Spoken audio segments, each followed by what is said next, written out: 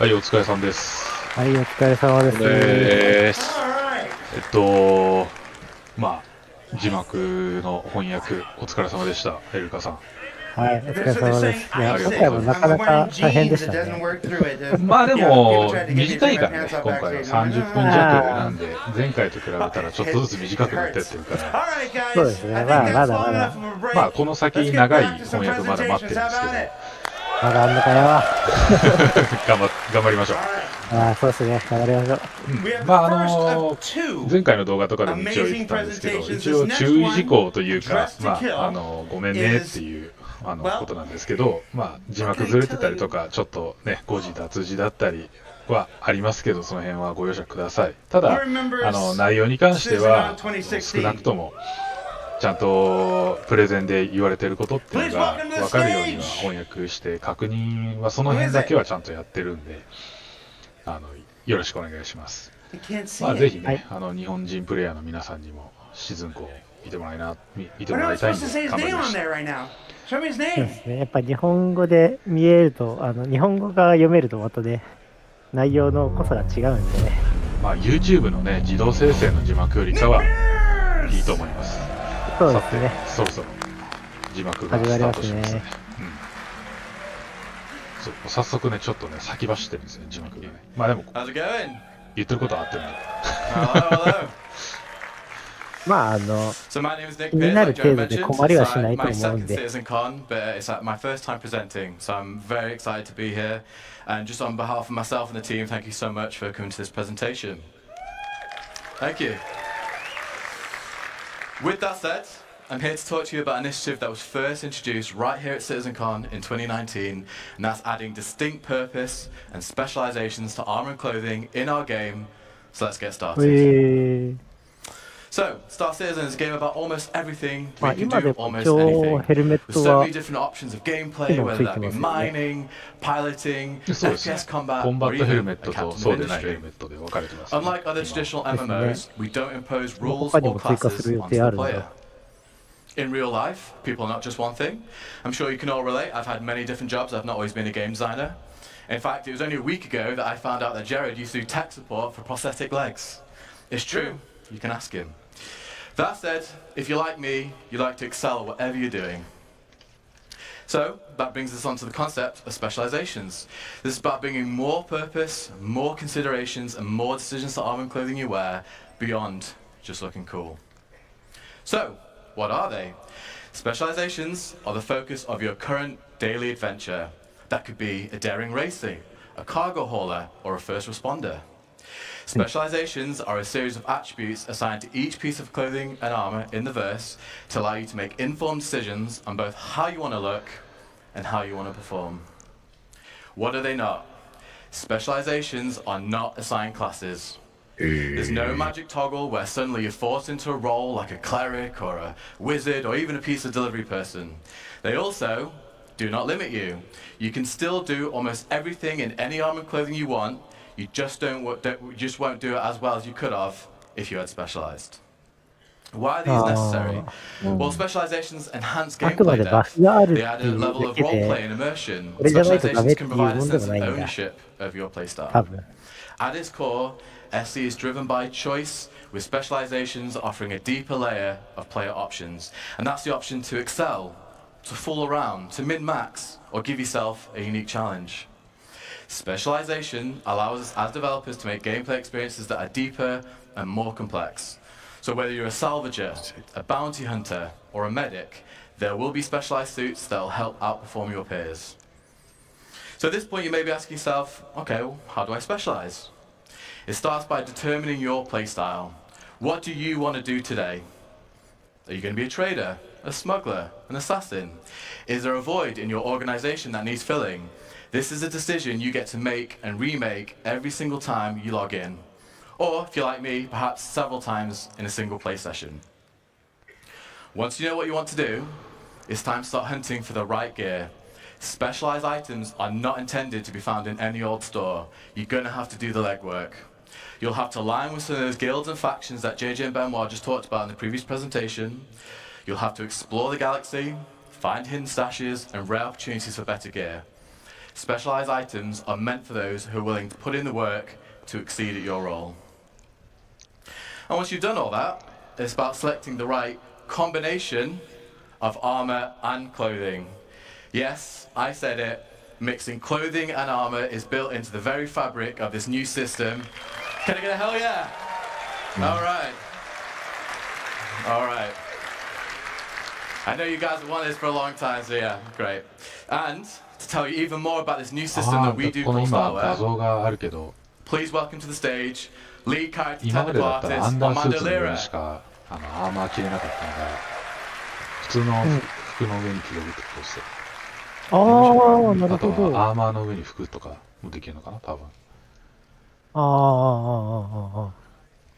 Thank you so much, Nick. Hello, everyone. I am so happy to be here presenting for the first time.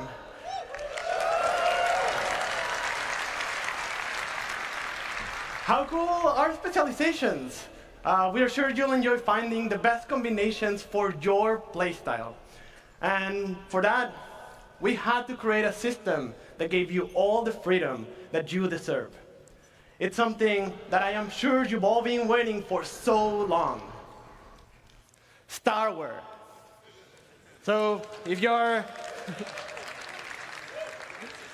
Are you tired of choosing between clothing or armor? あ Yeah. あ、確かに。 So finally, you'll be able to mix and match. StarWare is fashion that meets purpose.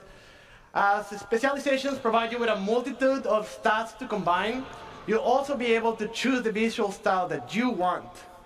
But beware, with added options also comes the responsibility of choosing the 確か right にアーマーの上に combination 服着てます for ね、 the みんな。 right situation. うん、そうそう Let's そう look そう at some of the possibilities that StarWare will be able to provide you. おああ、個性が出るようになるってことだ、こうやって。そうね。うん、だかああ、いいな、これ。ら今ね、多分下何も着ずにアーマーだけつけてるやつもいるし、T シャツの上にアーマーとかもできるし、この逆してるやつもいますね。アーマーの上にシャツ着てるの。ヘルメットも今までアンダースーツなしでつけれなかったんですか。アーマーの上にジャケットああ、着てる。確かに。このヘルメットは意味あるんか半袖アーマーだ。あれ、ビニール部分でしょ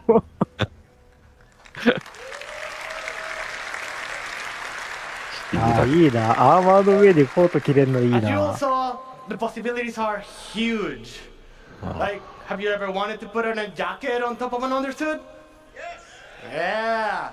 How about an armor on top of a sleeveless shirt? Or even without no shirt at all? Like backpacks on clothing? Yeah.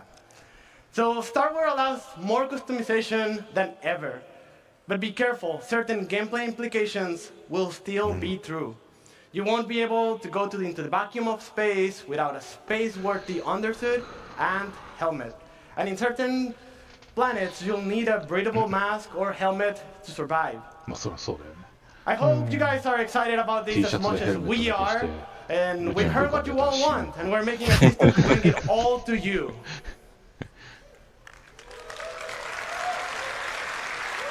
まあでもこれで街中歩くときはちょっと殺風景ではなくなるときで That す is ね。 enough about StarWare for now. Let's User go が back with Nick まあ and もうちょ learn っと more 個性 about how 的になります StarWare specializations will improve your gameplay. Well done, bro. ある意味事故も増えると思うけど。まあ、それはそう。 Alright. Thank you, Armando. Some nice dancing as well, by the way. So as you can see, the StarWare system is about adding function to fashion. We are still Star Citizen, one of the best looking video games out there. We're always going to make sure that you look your best, but now with added purpose. So to recap, we're going to go through adding intent and purpose to all our clothing and armor sets.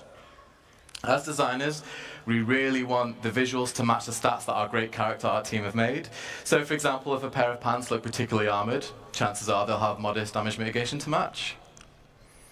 Many armors will be specialized for distinct use cases. Currently, we realize right now bigger is generally better when it comes to FPS armor, and we know that shouldn't always necessarily be the case. There will be some armors that won't have EVA thrusters built into the suit, so you lose EVA capability. Some armors won't even be space-worthy. Specializations means getting better at certain things at the cost of attributes and others. This is about compelling you, the player, to make tactical decisions for every situation you may find yourself in. So now let's look at some practical use cases for the StarWare system. Whilst all our armors are becoming specialized, let's take a look at a select few, which I will add are some of my favorites.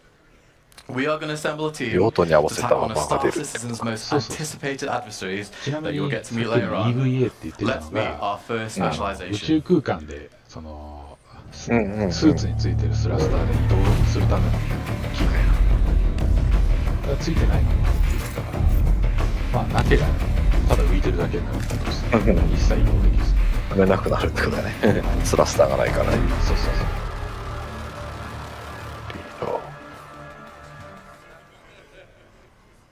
All right. All right, so we have our leader. Let's get into it. So the player's choice of clothing will be crucial in a way it hasn't been before. With magnetic plates built into many clothing items, players can now holster both primary and secondary weapons. However, in the near future, there will be locations in SC where armor and weapons are strictly prohibited. Clothing allows the player the opportunity to access these restricted areas without needing to change. And some clothing will even allow the player to conceal smaller weapons from security, should the need arise. Another new addition we're going to be introducing is flight penalties based on the mass and size of your armor and clothing. You'll still be able to fly in medium and heavy armor, but you're restricting the precision of your control. If you're enclosed like our leader is here, or a flight これは suit or light armor, you'll パイ be ロッ able ト to 席に fly 座る時の話 unrestricted. か。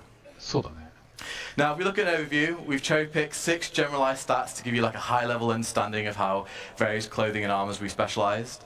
This is by no means a comprehensive list of everything we have available to us. It's just a little, yeah. So here you can see the leader has low protection compared to a full suit of armor and no EVA capability for obvious reasons, but has great movement, low emissions, allowing them to blend into bustling cities and stations. The leader really excels at freedom of movement here. Let's meet our next members.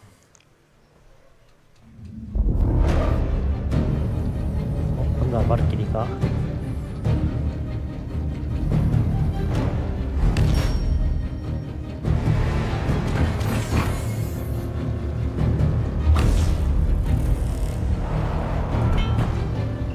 ドライバースーツ。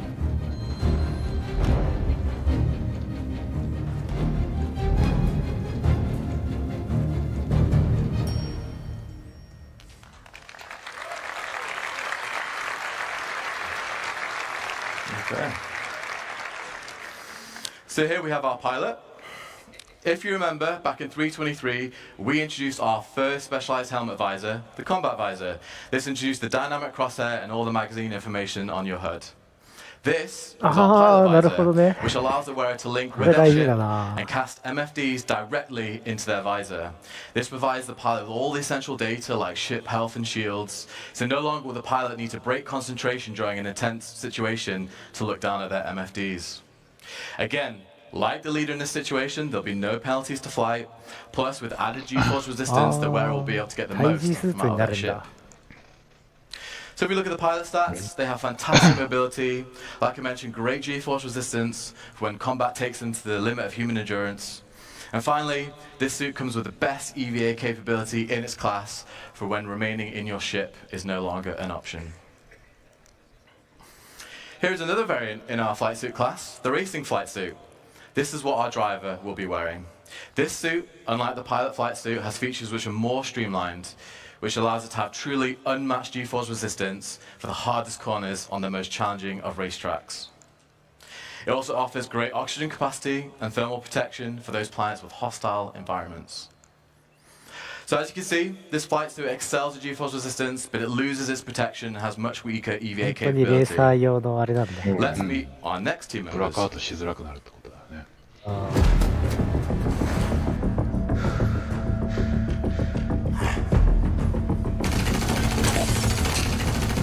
聞いてねえ。P4 聞いてねえぞ。パワーアーマーみたいな一つ。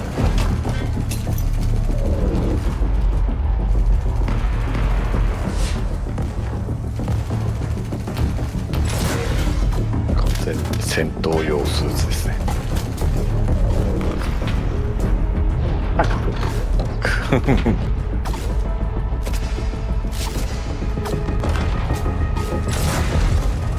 レールガン撃ってるのにほとんど反動ねえじゃねえかお前。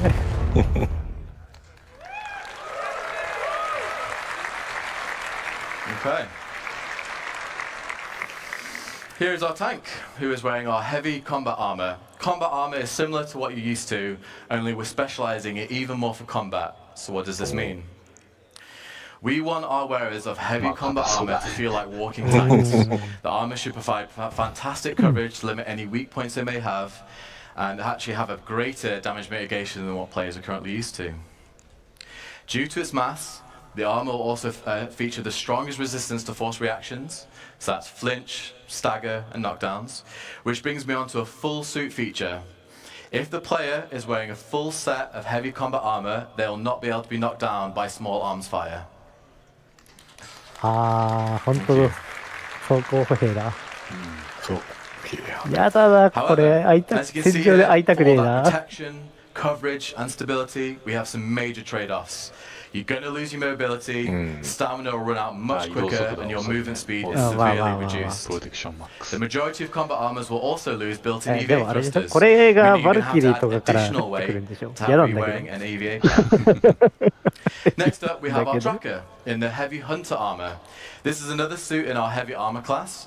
However, this one is aimed at less at pure combat and more about hunting its prey. This is all the armor for you bounty hunters out there. The heavy hunter armor has the most powerful active scan for hunting their targets.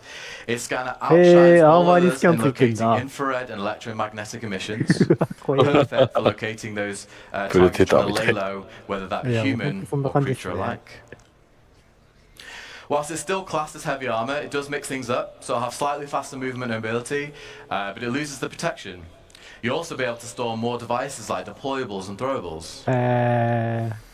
So to compare the stats, whilst not as tough as our combat armor, it does gain an increase in mobility, and while its scanner is the best of the best, the armor is also incredibly noisy and emits powerful emissions. So while you may find your target with these, there's a good chance that they'll know you're coming for them. Next up, let's look at our last additions to the team.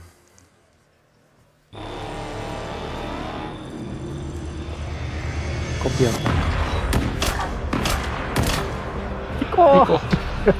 また撃たれてるよ。スナイパーアーマーか。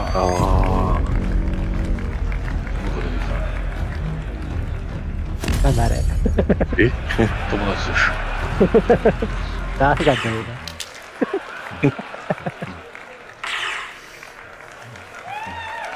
Alright.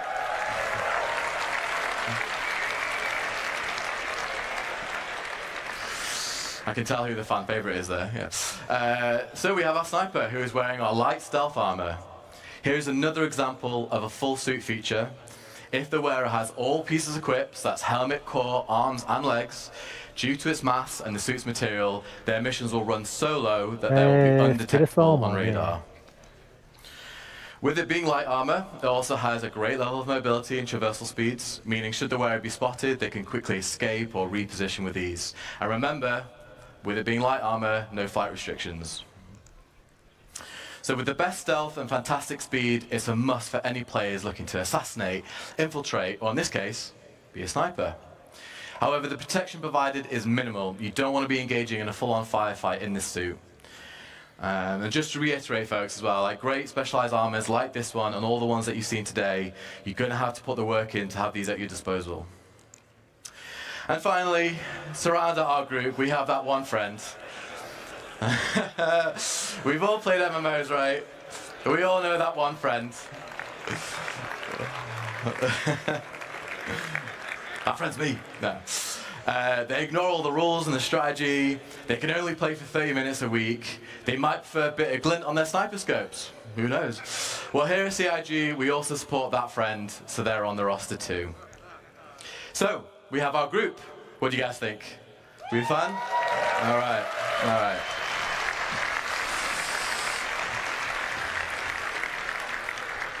So let's see what they face ahead and if they're up for the challenge. And to talk to you about that challenge, please welcome to the stage Senior System Designer Zach Priest. You've been great. Thank you.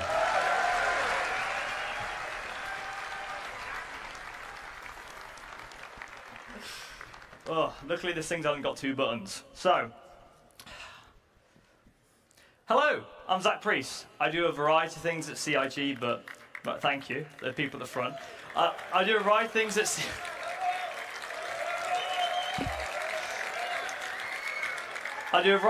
CIG, but I'm mostly a designer who works with AI and guns.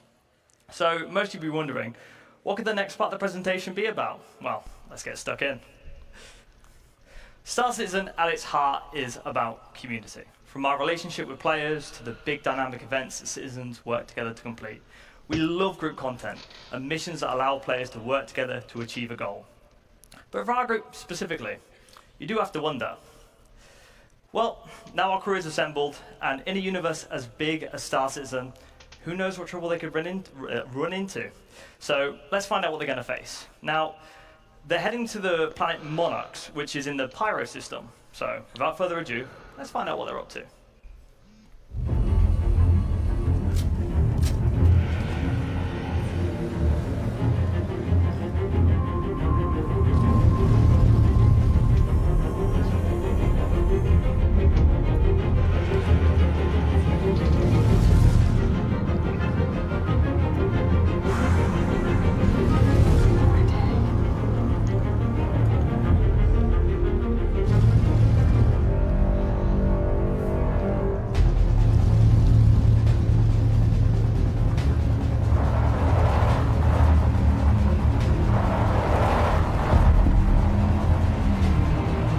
お、野田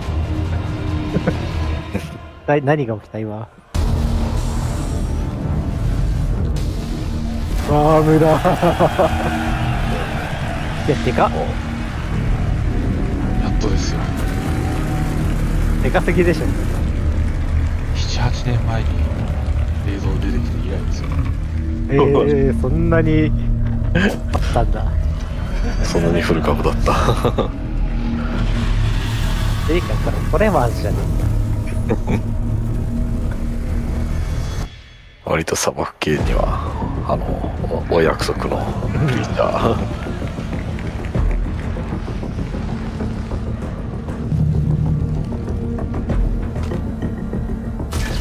なんか撃ったけどめっちゃ吐き出してきてる。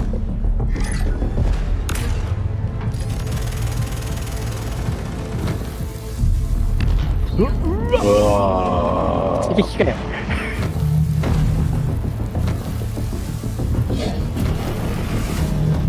あ、聞こえた。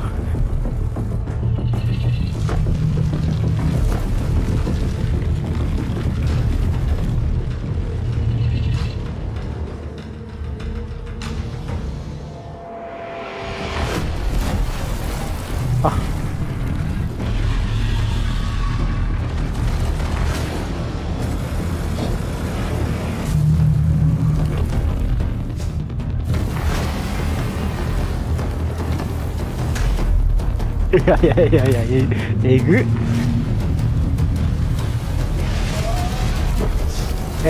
何友達が参加して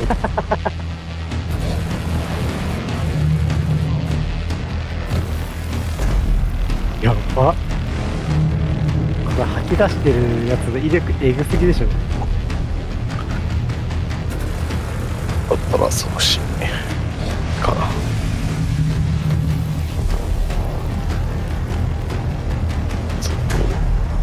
あ、マジで豆鉄砲の P4 なんて意味あんのかって感じですよ。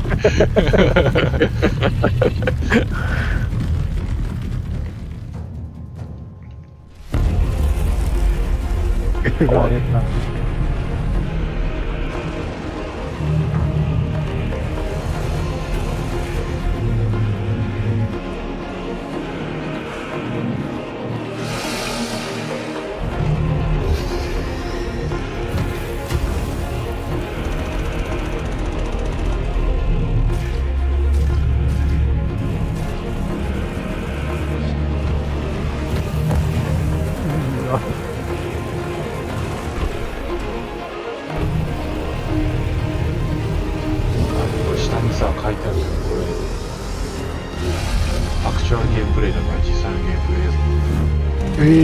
あ、じゃあこれ全部プレイヤーなんで飛ばしてんの。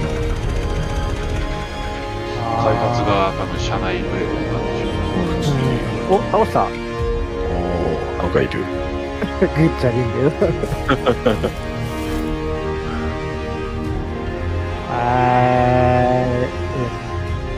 こいつから一体何が取れるんだろう。倒したもんが出るんだよな。退屈してる。なんか貴重な、おお、なんか真珠が出てきた。あ、手は抜いてる。あー、なんかの、でかいな。牙でかいな。なんかのお薬になるでしょうね。だろうね。薬とか装飾品とかそんな感じだよね。いや、牙でかすぎだろ。カトラスに入れてあれかよ。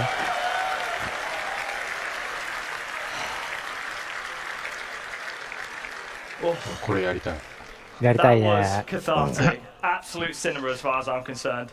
The teams at CIG have worked so incredibly hard to get to the point where what we just showed you was no tricks, no hacks, just gameplay of the Baller Car. 300メーターロングじゃねえんだよ。 I 長す love ぎ you んだろ。 too, Gruncy. I want to give a huge thank you to all the people who put in a lot of work to get to the point where what we just showed you is gameplay. As you can imagine, all of that is work in progress. We have some good polishing to do on it, and we didn't want to hold it off. We just wanted to give you an honest view of where we are. That was from a build last week, so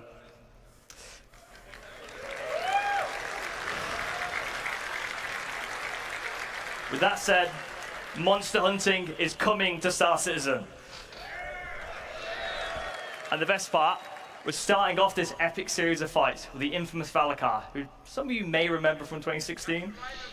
バルクールって字幕で訳 This してるけ absolute ど、ね、 monster of a creature is バラカーです300 ね。 meters long. あ And あ、 sees your light fighters just as puny little ants. バラク You're going to need to assemble your quickest and most nimble pilots to この辺 dodge は the Baller Car's ranged attacks, as well as your ああ、バラ fastest カーって言い drivers ま to すね。 bait out the Baller Car from the surface, as it's the only way to bring this mighty creature out of the ground is by あ、こ disturbing れ the 地上車両がいないと出てこないんだ。 disturbing the surface やだ with a ね ground vehicle. ー。 But how's the 一 Baller 人 Car 生 stack 贄 up to に our crew?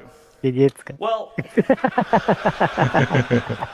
unfortunately, the Baller Car stats don't really fit on the screen due to being so powerful. But for some context, it's around 150 times harder to なんで kill タイタン than を Major 例に出 Avenger した Titan. But to be fair, it's most likely to kill you. So how does it do that? Well, the deadly Baller Car has a variety of ways of killing possible threats. So for a high-level overview of the fight, it あれ砂なんだ。 regurgitates rock-hard sand that has been compressed inside the Baller Car and uses it as a projectile to target foes. But if something's a bit too close for comfort in the sky, it uses its ginormous body to swipe ships out the way. Anything on the ground that it sees as a threat will have to contend with its bite or its deadly slam.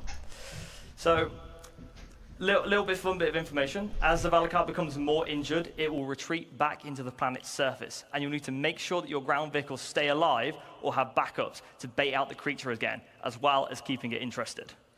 So, the big question, in a game like ours, how are we going to communicate the health of this creature?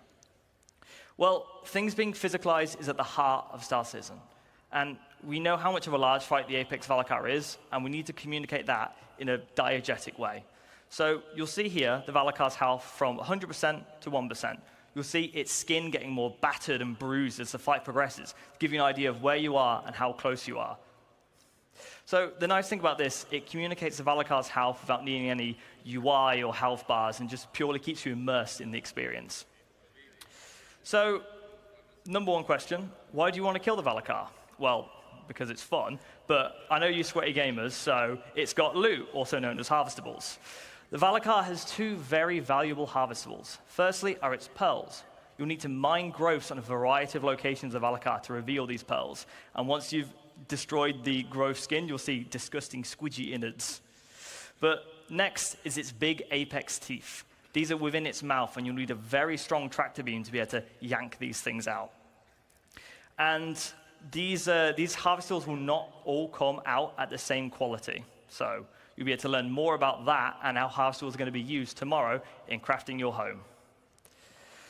So a fun thing here is you'll see the character is standing within the Valakar's mouth as well. So when it dies, it keeps its collision, meaning that you can climb on it, land ships on it, and it's essentially your playground. But this really shows how big it is. But how big is it really? Well, fun bit of information.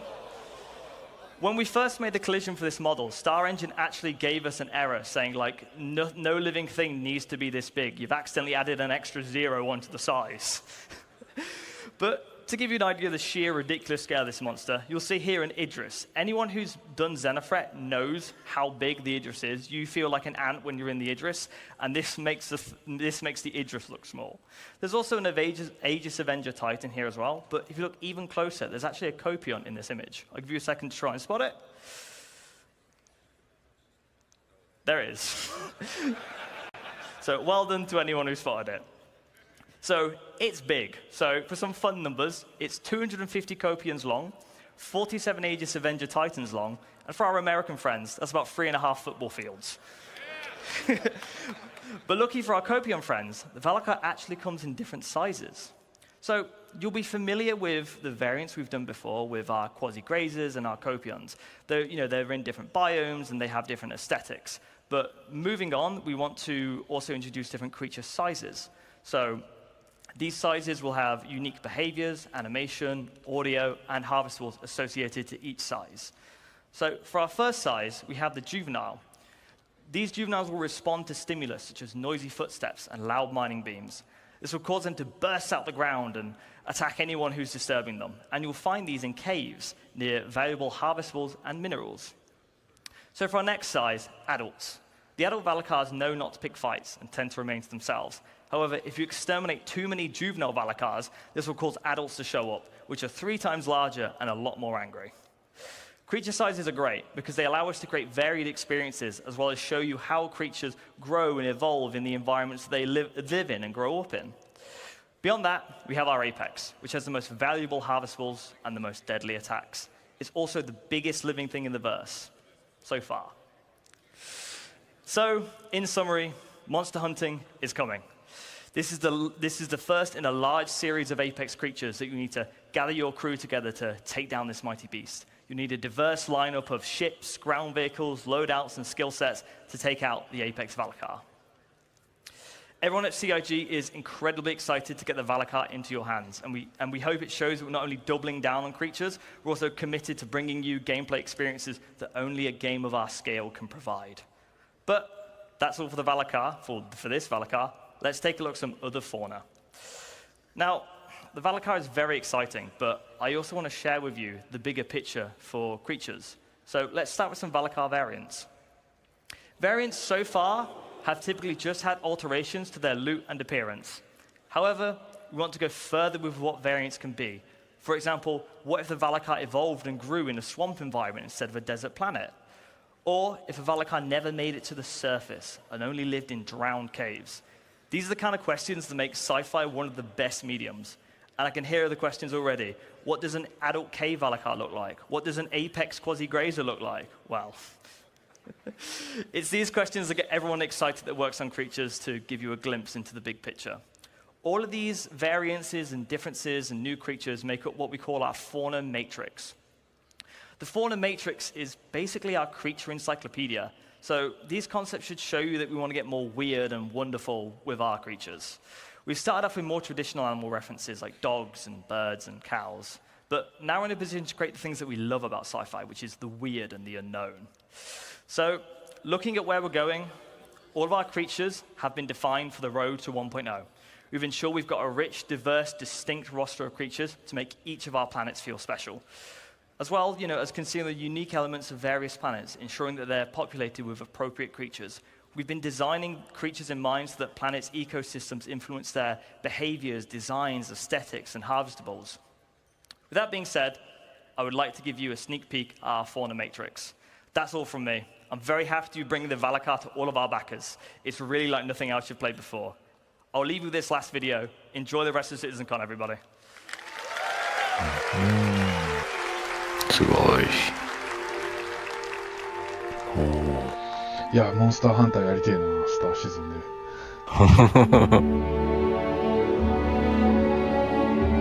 的には攻撃にすごい興味があって、それに特化したゲームプレイを予定してますけど、サイドでモンスターハンターをやったり、いる。めっちゃ種類いるな。まあでもまだこれね、ほとんどがコンセプトですよ。まあでも攻撃しながらもこういうやつらの素材を扱うことにもなるでしょうね。そうだね。はい、お疲れさんでした。じゃあ、はい、次の本枠に入りましょう。あと何個ですか？ 5 個 ?6 個？